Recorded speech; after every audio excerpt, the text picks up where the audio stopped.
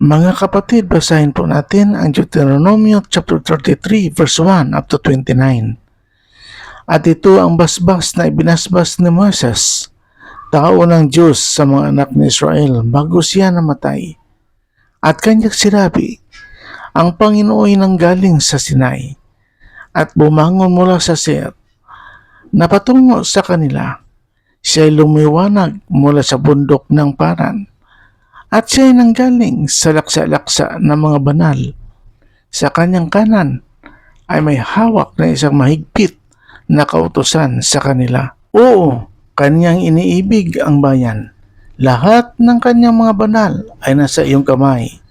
At sila'y umupo sa iyong paanan, na bawat isa'y tatanggap ng iyong mga salita. Si Moises ay nag-uutos sa atin ng isang kautusan na mana sa kapisanan ng Jacob. At siya ay hari sa Jerusalem na magkatipon ang mga pangulo ng bayan, sangpo ng lahat ng mga lipi ni Israel. Mabuhay nawa ang Ruben at huwag mamamatay.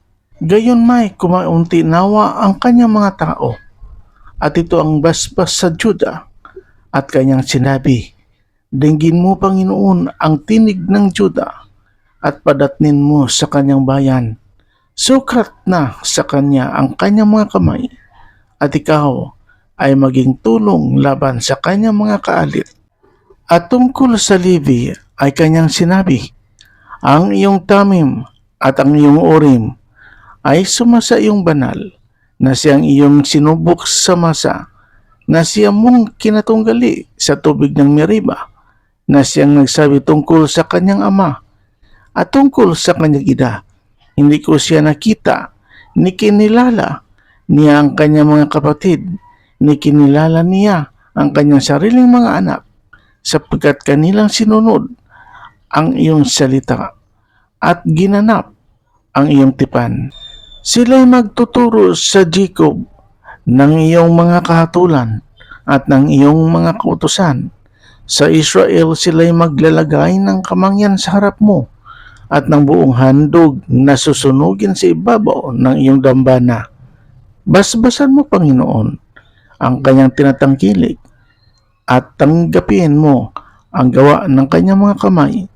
Saktan mo ang mga balakang niyaong nagsisibangon laban sa kanya, at niyaong nangapupuot sa kanya, upang sila'y huwag bumangon uli. Tungkol sa Benjamin ay kanyang sinabi, ang minamahal ng Panginoon ay tatahang ligtas sa siping niya.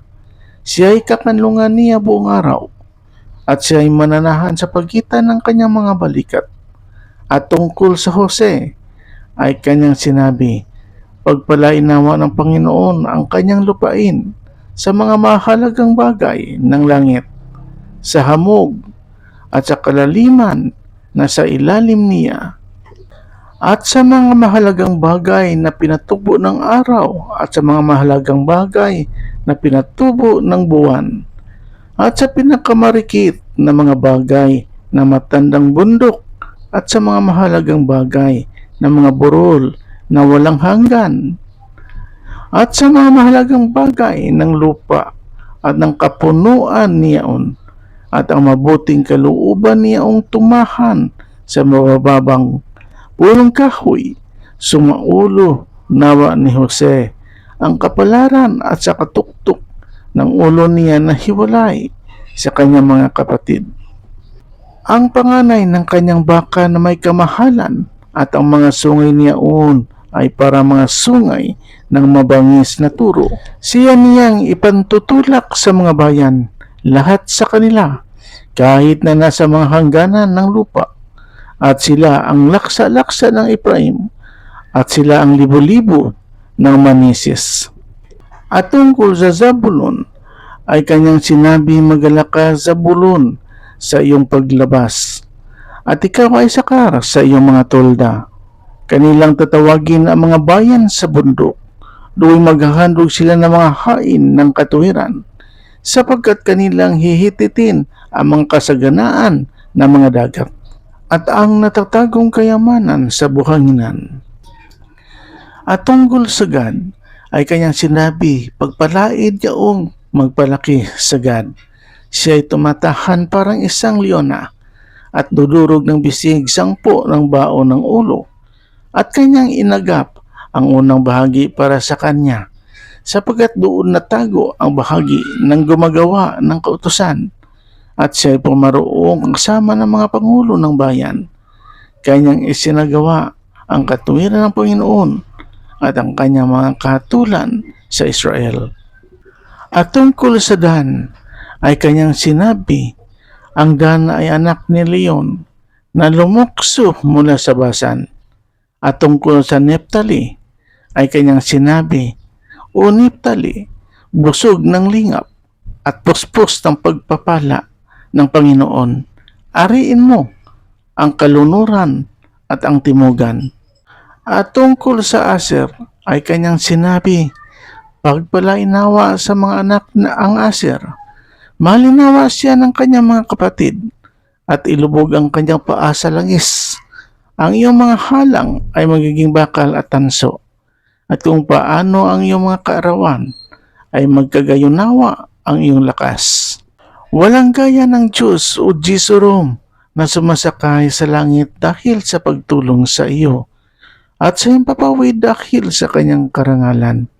Ang walang hanggang Diyos ay iyong dakong tahanan at sa ibabay ang walang hanggang mga bisig at kanyang itinutulak sa harap mo ang kaaway at sinabi, lansagid mo. At ang Israel ay tumatahang tiwala ang bukal ni Jacob na nag-iisa sa isang lupain ng trigo at talak. O at ang kanyang mga langit ay nagbababa ng hamog. Maginhawa ka, O Israel. Sino ang gaya mo? Bayang iniligtas ng Panginoon ng kalasag ng iyong tulong at siyang tabak ng iyong karangalan. At ang iyong mga kaaway ay susuko sa iyo. At ikaw ay tutungtong sa kanilang mga matataas na dako. Purihin ang ating Panginoong Diyos.